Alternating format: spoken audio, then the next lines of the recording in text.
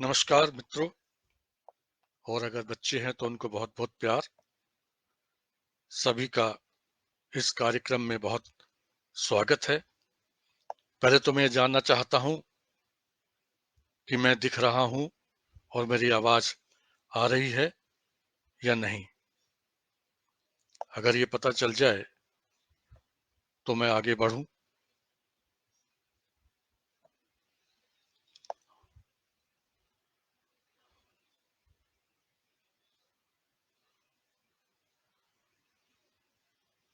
कोई देखना देख पा रहे हैं कोई?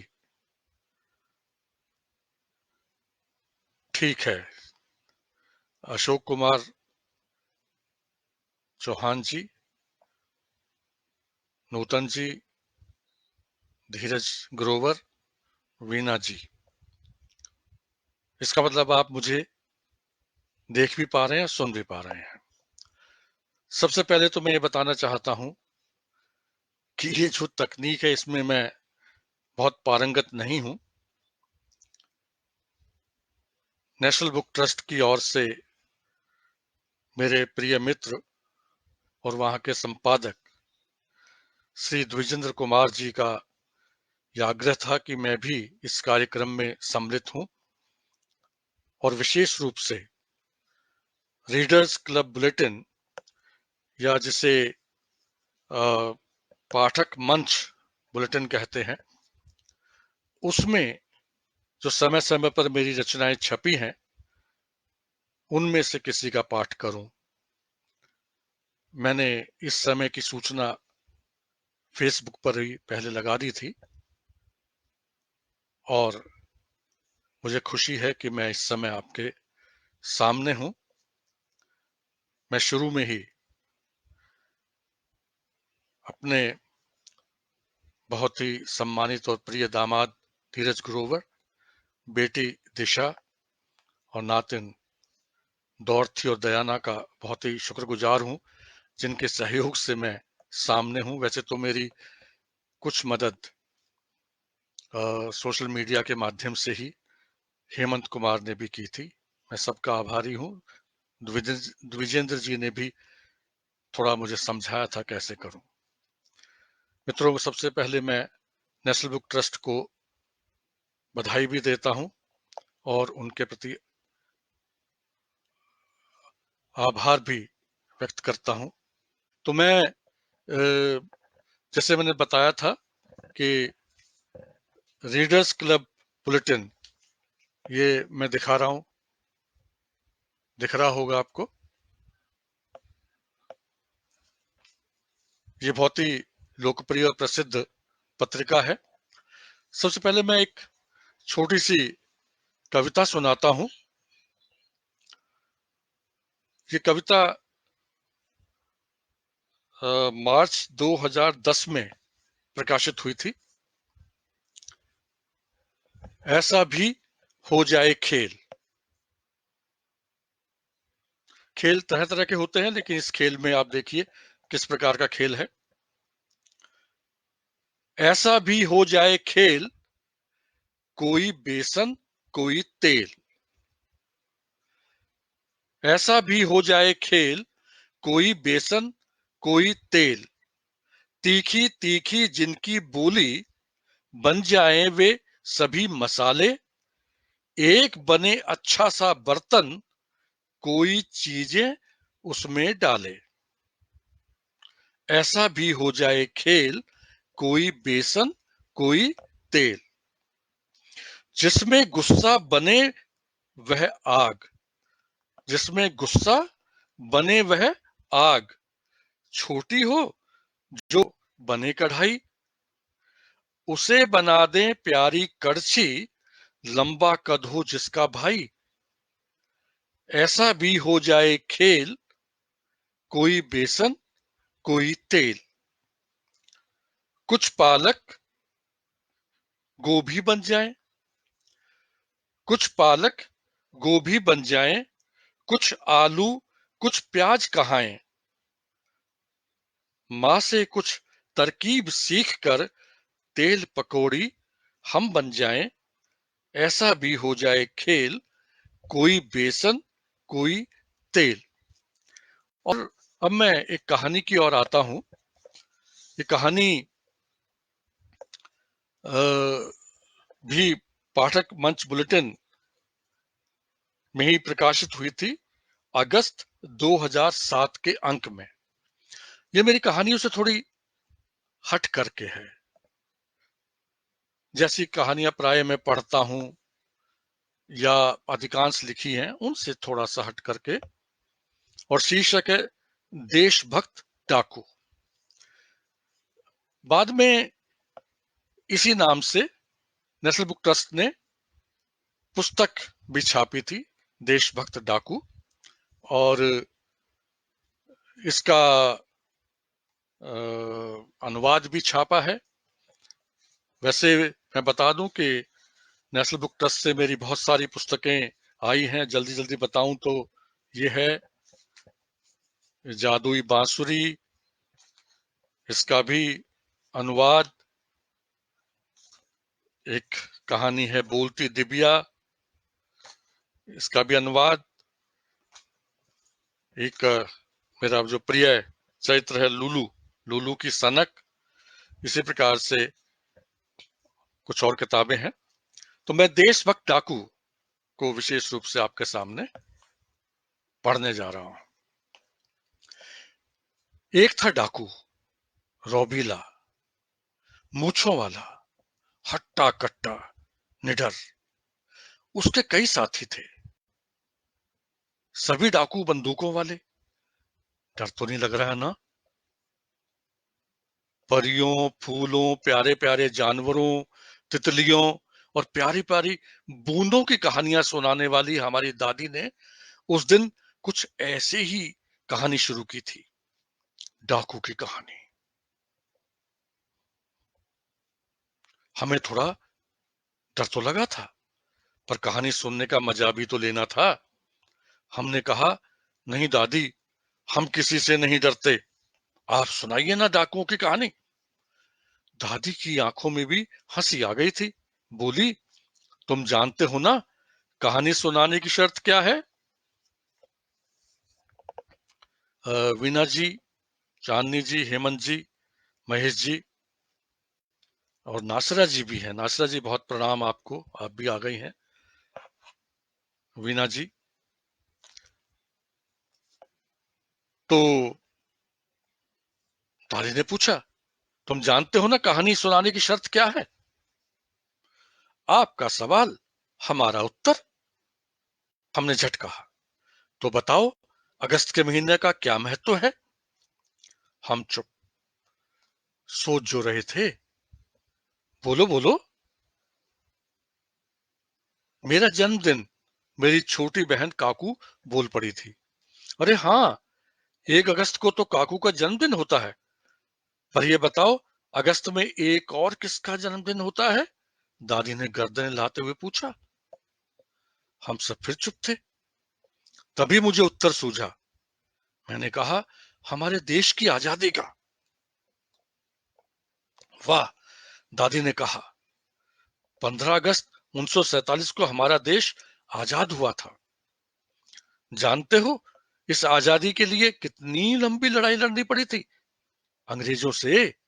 1857 से लेकर 1947 तक कितने ही देशभक्तों को कुर्बानी भी देनी पड़ी। लड़ाई भी कितने कितने ढंग से लड़ी गई। अच्छा, वह सब फिर कभी बताऊंगी। पर जानते हो, एक देशभक्त डाकू भी था।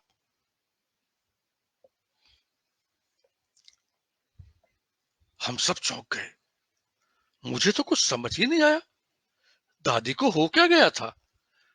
डाकू को देशभक्त कह रही थी। आशा रानी जी और पवन कुमार वर्मा जी, शायद ये कहानी आपने पहले पढ़ी हो, लेकिन बच्चों को तो लगा ना कि देशभक्त और डाकू। दादी ने जैसे मेरे मन की बात जान ली हो, बोली, अरे बच्चों, लगता है तुम डाकू का मतलब आजकल के डाकू जैसा समझ रहे हो। असल में वे एक ऐसे देशभक्त थे जिसे डाकू बनकर अंग्रेजों की नाक में दम कर डाला था। वह आम लोगों को कुछ भी नहीं कहता था, बल्कि प्यार करता था, उनकी मदद करता था। अच्छा, हमने तो पहली बार किसी भी अच्छे डाकू की बात सुनी थी। अब तो डाकू की कहानी सुनने का और भी मन उठा। सो बैठ गए डटकर। और कहानी थी कि धीरे धीरे उतरने लगी थी दादी के होठों से। देवन मेवाड़ी जी नमस्कार। डाकू का नाम था गेंदालाल। आगरा का नाम तो सुना है ना, वही दुनिया के 8वें चमत्कार वाला शहर, यानी प्यारे प्यारे सुंदर सुंदर ताजमहल वाला शहर। उसी का एक गांव है बटेसर। इसी गांव के थे भोलानाथ दीक्षित, और इन्हीं का बेटा था गेंदालाल। इनका जन्म 1888 में हुआ था। अब गेंदालाल के पिता के पास पैसे तो थे नहीं। सो गेंदालाल मुश्किल से ही इंटर पास कर सका। उन्हें आगे की पढ़ाई रोकनी पड़ी। कितने दुख की बात है ना, किसी को पढ़ाई रोकनी पड़ जाए पैसे ना होने की वजह से। गेंदालाल को भी बहुत दुख हुआ, आंखों में आंसू भी आ गए। पर कम उम्र में भी समझदार थे, पिता की मुश्किल को समझते थे। सो सोचा कि नौकरी ही कर लूं। मेहनत कर एक कॉलेज में अध्यापक बन गए। पर गेंदालाल को देश की पराधीनता हमेशा खलती थी। उन्हें लगता कि अंग्रेजों की गुलामी उन्हें ठीक से सांस भी नहीं लेने दे रही। उन्होंने आजादी के लिए चल रही क्रांति में भाग लेना शुरू कर दिया। छत्रपति शिवाजी के नाम पर एक सभा बनाई। छत्रपति शिवाजी का नाम तो सुना ही होगा आपने, बहुत बड़े देशभक्त थे। उनके मन में नए विचार आते थे। सोचा नवयुवकों को एकजुट करके अंग्रेजों से संघर्ष किया जाए। पर कैसे? एक दिन बैठे सोचते रहे, कुछ सूझ ही नहीं रहा था। तभी उन्होंने एक अद्भुत दृश्य देखा, लेकिन सपने में। एक उजाड़ सी जगह, दूर दूर तक कुछ नहीं, ना सड़क ना बिजली, बस थोड़े बहुत पेड़, और उनके बीच 2-3 घर। रहने वाले मुश्किल से 20-22 आदमी, एकदम गरीब। एक वक्त का खाना भी मुश्किल से खा पाते। तभी क्या देखते हैं कि दूर से धूल उड़ती आ रही है। धूल जितनी पास आ रही थी, उसमें से 2-3 आकृतियां उभरने लगी थी, घोड़ों पर। अरे, यह क्या! पास आते ही वे घोड़े वाले उन गरीब लोगों को मारने लगे। उनसे उनका थोड़ा बहुत सामान भी छीनने लगे। वे रोते रहे, लेकिन घोड़े वालों पर कोई असर नहीं हुआ। वे मार रहे थे और हा हा हा कर हंस रहे थे। साथ ही बोल रहे थे, गुलामों, अगर कभी भी सिर उठाने या यहां से भागने की कोशिश की तो हम तुम्हें काट डालेंगे। गुलाम क्या बोलते? वे चुप थे, बेबस थे। घोड़े वालों के पास तो बंदूकें थी और कितना ही सामान था। ऐसे कितने ही छोटे छोटे गांव उनके गुलाम थे। इन गरीबों के पास तो लड़ने को ना अपनी ताकत ही थी और न लड़ने के हथियार ही। खाना तक तो ठीक से मिलता नहीं था, और कपड़ों की तो पूछो ही मत, बस रो ही सकते थे। घोड़े वाले आगे बढ़ गए। तभी घोड़ों वालों की दिशा में ही फिर धूल उड़ती दिखाई पड़ी। दिल धक धक कांपने लगा। वे भी जरूर इन घोड़े वालों के साथी होंगे, जरूर इन गरीब लोगों को मारेंगे और उनसे सामान भी छीनेंगे। डर भी लगने लगा, पर गुस्सा भी आया। धीरे धीरे धूल में से आकृतियां उभरने लगी। ये ऊंट वाले कुछ लोग थे। पहले कौन थे? घोड़े वाले। अरे, ये क्या! इन्होंने तो घोड़े वालों से भी लड़ना शुरू कर दिया। लो, अब उन्हें पीटने भी लगे, उनका सामान भी छीन लिया। घोड़े वाले तो दुम दमाकर भाग गए। बड़ा मजा आया। पर यह क्या, ऊंट वाले इधर ही आ रहे थे, गरीब लोगों की ओर। क्या ये भी इन्हें पीटेंगे? कौन है ये? पर देखें कैसे, इन्होंने तो अपने मुंह ढक रखे थे, केवल आंखें दिख रही थी। बिल्कुल डाकुओं जैसे लग रहे थे। डाकू ही थे, पर यह क्या, इन्होंने तो पास आते ही सबको गले लगाना शुरू कर दिया। घोड़ों वालों से लूटा हुआ सामान गरीबों को देना शुरू कर दिया। गरीबों के तो चेहरे खिलने लगे थे, जैसे सरसों के फूल खिलते हैं, जैसे बच्चों के चेहरे खिलते हैं। ऊंट वाले कह रहे थे, तुम सब अपने को गुलाम मत समझो, गुलामी के खिलाफ लड़ो, आजाद होकर खुशी से जियो। सबने कहा, हाँ, हम गुलामी के खिलाफ लड़ेंगे, बताइए हम क्या करें। ठीक है, ऊंट वालों के सरदार ने कहा, तो जो नौजवान हैं हम डाकुओं में मिल जाएं, ज्यादा और एक होकर ही तो हम गुलामी के खिलाफ लड़ सकेंगे। हम दुष्ट घोड़े वालों का सामान लूटेंगे और उन्हें अपने लोगों में बांटेंगे। लोग ताकतवर हो जाएंगे। फिर एक दिन आएगा जब सब घोड़े वाले यहां से भाग जाएंगे। बोलो ठीक है? हाँ हाँ, ठीक है, सब गरीब जोर जोर से बोले। पता नहीं कहां से उनमें ताकत आ गई थी। सपना खत्म हो गया।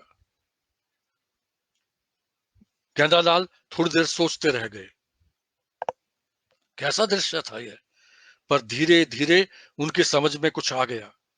उन्हें लगा कि देश को गुलाम बनाकर रखने वाले अंग्रेज घोड़े वाले हैं और पूरा देश गरीब लोगों का है। उन्हें बचाने के लिए ऊंट वाले डाकुओं की जरूरत है, देशभक्त डाकुओं की। गेंदालाल को जैसे राह मिल गई थी। उसने तभी तो डाकुओं का अच्छा और मजबूत संगठन बनाने की ठानी, जो अंग्रेजों को लूट सके, उन्हें परेशान कर देश से भगा सके। जो क्रांतिकारी हैं उन्हें अंग्रेजों से लूटा धन माल देकर उनकी मदद कर सके। बस अब क्या था, चल निकले गन्नालाल दीक्षित अपनी राह पर। उन्होंने जेल में बंद देशभक्त डाकू कैदियों को छुड़ाया। उन्हीं में उन्हें एक सूझबूझ वाला डाकू मिल गया। नाम था ब्रह्मचारी। ब्रह्मचारी को बंदूक भी चलानी आती थी। उसने डाकुओं के संगठन को अस्त्र शस्त्र चलाने सिखाए। ये सब चंबल और यमुना के बीच बीहड़ों में छिपकर काम करते थे। ब्रह्मचारी के किस्से अंग्रेजों तक भी पहुंचे। वे उसे पकड़ना चाहते थे। देश के कुछ ऐसे धनी लोग भी थे जो अंग्रेजों का साथ देते थे। डाकू गेंदालाल देशभक्त क्रांतिकारियों के लिए उन्हें भी लूटते थे। पर एक बार उनके गिरोह में एक भेदिया भी घुस आया। भेदिया जानते हो ना, जासूस। वह उनकी सारी गुप्त योजनाओं की जानकारी अंग्रेजों को दे देता था। एक बार तो हद हो गई। वह सबको खिलाने के लिए पूरियां लाया। सब पूरी खाने लगे। देखते ही देखते सबका जी मिचलाने लगा। असल में उसने पूरियों में जहर मिला दिया था। पानी लाने के बहाने वह वहां से खिसकने लगा, पर ब्रह्मचारी की तेज आंखों ने उसे पहचान लिया। उसने भेदिए पर गोली चला दी। गोली की आवाज सुन पहले ही से पास छिपी पुलिस वहां आ गई। जमकर लड़ाई हुई। कितने क्रांतिकारी डाकू मारे गए। गेंदालाल और ब्रह्मचारी हार गए, पकड़ लिए गए, पर वे मन से नहीं हारे। कैद में भी आगे की योजना बनाने लगे। गेंदालाल के साथियों ने उन्हें कैद से छुड़ाने की खूब कोशिश की। अंग्रेजों की नाक में दम किया, पर अंग्रेज काफी ताकतवर थे। उन्होंने देशभक्तों को गिरफ्तार करने की गति बढ़ा दी। वे लालच देकर कुछ नवयुवकों को अपनी ओर कर लेते थे और उनसे भेदियों का काम लेकर क्रांतिकारियों को पकड़ लेते थे। ये गद्दार थे।